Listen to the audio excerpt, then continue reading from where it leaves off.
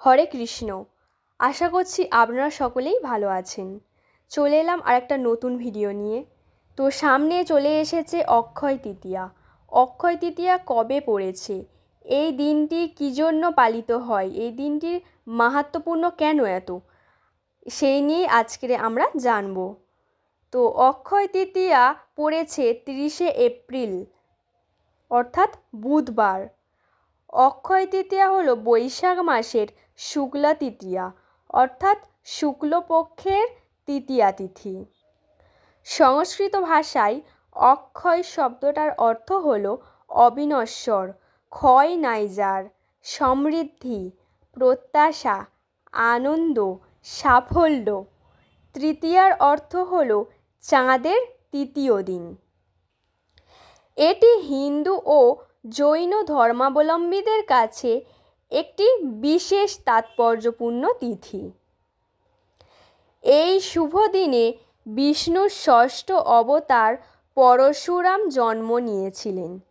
এই জন্যই এই দিনটি পরশুরাম জয়ন্তী হিসাবেও পালন করা হয়। বেদব্যাস ও গণেশ এই দিনে মহাভারত রচনা আরম্ভ করেন। এই দিনই সত্যযুগ শেষ হয়ে ত্রেতা যুগের সূচনা হয়। এই দিনই রাজা ভগীরথ গঙ্গা দেবীকে মর্তে নিয়ে এসেছিলেন। এই দিনই কুবেরের তপস্যায় তুষ্ট হয়ে মহাদেব তাকে অতুল ঐশ্বর্য প্রদান করেন। কুবেরের এই দিন লক্ষ্মী লাভ হয়েছিল বলে এই দিন বৈভব লক্ষ্মীর পূজা করা হয়। এই তিথি হতেই পুরীধামে জগন্নাথ দেবের রথযাত্রা উপলক্ষে রথ নির্মাণ শুরু হয়। অক্ষয় শব্দের অর্থ হলো যা ক্ষয়প্রাপ্ত হয় না। বৈদিক বিশ্বাসানুসারে এই পবিত্র তিথিতে কোনো শুভ কার্য সম্পন্ন হলে তা অনন্তকাল অক্ষয় হয়ে থাকে। কেদার, বদ্রী, গঙ্গোত্রী, যমুনোত্রীর যে মন্দির 6 মাস বন্ধ থাকে, এই দিনেই তার দ্বার উদ্ঘাটন হয়। দ্বার খুললেই দেখা যায় সেই অক্ষয় দ্বীপ, যা 6 মাস আগে জ্বালিয়ে আসা হয়েছিল। আধুনিককালে এই তিথিতে সোনার বা রূপার গয়না কেনা হয়। মনে করা হয় এই শুভ তিথিতে রত্ন বা জিনিসপত্র কিনলে গৃহে শুভ যোগ হবে, সুখ, শান্তি ও সম্পদ বৃদ্ধি হবে। এই আশাতেই এদিন মানুষ কিছু না কিছু কিনে থাকেন। তাহলে আপনারা বুঝতেই পারছেন এই দিনটি কতটাই মাহাত্ম্যপূর্ণ।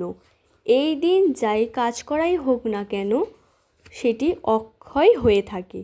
অক্ষয় তৃতীয়ায় দানের মাহাত্ম্য। এই তিথির গুরুত্বপূর্ণ মাহাত্ম্য হলো দান করা। শাস্ত্রে বিবিধ দান সম্পর্কে বর্ণিত হয়েছে, যেমন বস্ত্রদান, স্বর্ণদান, অন্নদান, কিন্তু এরই মধ্যে সর্বশ্রেষ্ঠ দান ভাগবত দান। গ্রন্থরূপী ভগবান শ্রীমদ্ ভাগবত যদি এই দিন দান অথবা সংগ্রহ করা হয়, সেই ব্যক্তি নিঃসন্দেহে ভগবান শ্রী হরিকে লাভ করবেন ও যতদিন তিনি জগতে থাকবেন তার সৌভাগ্য অক্ষয় হয়ে থাকবে। এই তিথি নিষ্ঠা ভরে ও পারমার্থিক গতিবিধির মধ্যে দিয়ে উদযাপন করলে তার শুভ ফল অক্ষয় হয়ে থাকে। এই দিন খারাপ কর্ম করলেও তার ফলটা অক্ষয় হয়েই থাকে। সুতরাং এই দিন যতটা পারেন ভালো কাজ করাই শুভ।